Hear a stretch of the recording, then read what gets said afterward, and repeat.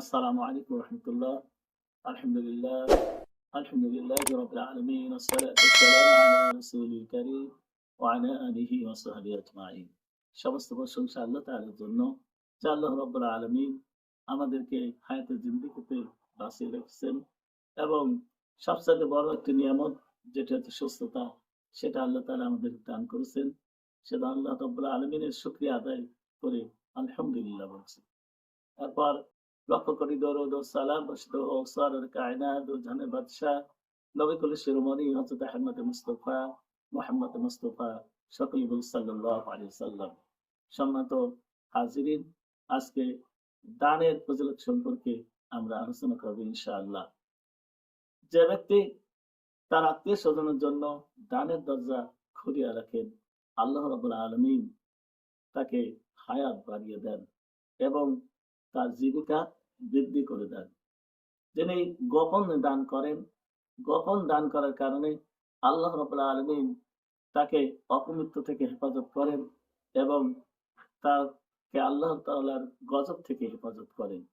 সম্মানিত উপস্থিতি, সম্মানিত দিনদার ইমানদার মুসলমানগণ, আল্লাহ রাব্বুল আলামিনের বান্দা যারা গরিব আত্মীয়দেরকে দান করবে, গরিব আত্মীয় স্বজনদেরকে দান করার কারণে আল্লাহ তাআলা তার আয়ু বৃদ্ধি করে দেবেন এবং তার ধন সম্পত্তি বৃদ্ধি করে দেবেন। আর পিতামাতার জন্য যারা খরচ করবে, পিতামাতাকে যারা দান করবে, তাকে সচ্ছলতা আল্লাহ তাআলা দান করবেন এবং তার অনেক আশা আল্লাহ তাআলা পূরণ করবেন। এজন্য আমরা পিতামাতার প্রতি বেশি বেশি খরচ করব, পিতামাতার কে দান করব। আমরা অনেক হতভাগা রয়েছি, অনেকেই আছে যারা পিতামাতার জন্য খরচ করতে চায় না। সম্মানিত উপস্থিতি, যে ব্যক্তি শুধুমাত্র ধনী হওয়ার জন্য, শুধুমাত্র বিখ্যাত হওয়ার জন্য, নাম করার জন্য দান করবে, কিয়ামতের দিন সর্বপ্রথম সে জাহান্নামে যাবে। দান করতে হবে একমাত্র আল্লাহ তাআলার সন্তুষ্টির জন্য, আল্লাহ তাআলাকে খুশি করার জন্য দান করতে হবে। সম্মানিত উপস্থিতি, আল্লাহ রাব্বুল আলামিন বলেন, ওয়া আনফিকু মিম্মা রাযাকনাকুম, আমি তোমাদেরকে যে রিজিক দিয়েছি সেই রিজিক থেকে তোমরা দান করো। আল্লাহ রাসূল সাল্লাল্লাহু আলাইহি ওয়াসাল্লামকে প্রশ্ন করা হয়েছিল, আমরা কি দান করব? আল্লাহ তাআলা বললেন, ওয়াসআলুনাকা আম্মা ইউনফিকুন, ওয়াসআলুনাকা মাযা ইউনফিকুন কুলিল আফওয়া। হে নবী, আপনি তাদেরকে বলে দেন তোমরা প্রয়োজনের অতিরিক্ত জিনিস দান করবে। আজকে আমরা প্রয়োজনের অতিরিক্ত জিনিস দান করছি না। ধনীরা আরো ধনী হওয়ার চেষ্টায় রয়েছে। একটি বাড়ি থাকলে আরো বাড়ির দরকার, বিভিন্ন জেলায় বাড়ি থাকলে বিদেশেও বাড়ির দরকার। আমরা যারা ধনী রয়েছে তারা আরো ধনী হওয়ার জন্য ব্যস্ত রয়েছে। প্রয়োজনের অতিরিক্ত জিনিস আজকে দান করা হচ্ছে না। সম্মানিত উপস্থিতি, আল্লাহ রাব্বুল আলামিন বলেন, আস-সাদাকাতু তারাদ্দুল বালা ওয়া তাযীদু ফিল উমর। দান সদকার বিনিময়ে বালা মুসিবত কেটে যায় এবং আয়ু বৃদ্ধি হয়। দানশীলতা হচ্ছে জান্নাতের বৃক্ষসমূহের একটি বৃক্ষ, যার শাখা প্রশাখা দুনিয়াতে ছড়িয়ে ছিটিয়ে রয়েছে। যে ব্যক্তি একটি শাখা ধরবে, ওই শাখাটি তাকে জান্নাতের মধ্যে উঠিয়ে নিতে সক্ষম হবে। এজন্য আমাদেরকে দান করতে হবে, বেশি বেশি করে দান করতে হবে। আপনার হাদিস শরীফের মধ্যে এসেছে, খসলাতানি আহাব্বু ইলাল্লাহি সাখাউ ওয়া হুসনুল খুলুক। আল্লাহ রাসূল সাল্লাল্লাহু আলাইহি সাল্লাম বলেন, আল্লাহ তাআলার কাছে সর্বাধিক প্রিয় দুটি বস্তু। আল্লাহ তাআলার কাছে দুইটি জিনিস সবচাইতে বেশি প্রিয়। তার মধ্যে একটি হচ্ছে দানশীলতা আর অপরটি হচ্ছে মানুষের সঙ্গে সুন্দর ব্যবহার করা। সম্মানিত উপস্থিতি, আল্লাহ রাব্বুল আলামিনের রাসূল নবী করিম সাল্লাল্লাহু আলাইহি সাল্লাম বলেন, আস-সাখিয়ু হাবিবুল্লাহ, দানশীল ব্যক্তি হচ্ছে আল্লাহর বন্ধু। যে ব্যক্তি দান করে সে আল্লাহ রাব্বুল আলামিনের বন্ধু হয়ে যায়। দান যিনি করেন সেই দানটি সর্বপ্রথম ফকিরের হাতে যায় না, মিসকিনের হাতে যায় না, সেই দানটি যায় আমার আল্লাহ রাব্বুল আলামিনের কুদরতি হাতে। আল্লাহ রাসূল বলেন, দানশীল ব্যক্তি যখন দান করেন তখন সেই দানটা পৌঁছায় আল্লাহ রাব্বুল আলামিনের কুদরতি হাতে। সেই হাত হয়ে আল্লাহ রাব্বুল আলামিনের সেই ফকির মিসকিন বান্দার হাতে পৌঁছায়। অতএব যারা দান করে, দানশীল ব্যক্তি কত সৌভাগ্যবান যে তিনি আল্লাহ রাব্বুল আলামিনের হাতে তার অর্থ এবং সম্পদ এগুলো পৌঁছাচ্ছে।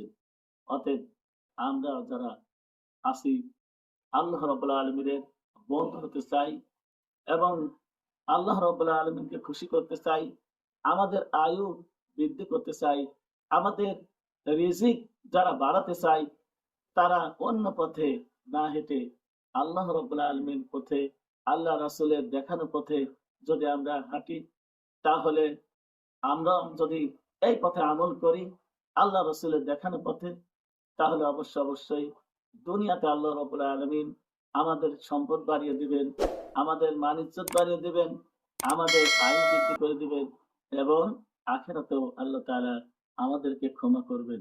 সম্মানিত উপস্থিতি, বর্তমানে যাদের সাধ্য রয়েছে আপনার দান করার মতো, তারা বেশি করে আমরা দান করব। এই যে বর্তমান যে সময় চলছে, আপনার যারা বন্যার্ত এলাকায়, বন্যার কবলিত এলাকায় যারা বর্তমানে দুর্যোগের মধ্যে রয়েছে, আপনার দেখেন তাদের এমন অবস্থা বর্তমান, তাদের ঘর বাড়ি এবং মাঠের ফসল এবং আপনার গোলাপ ধান, আপনার গোয়াল ঘরের গরু সবকিছু হারিয়ে তারা সর্বহারা হয়ে গেছে।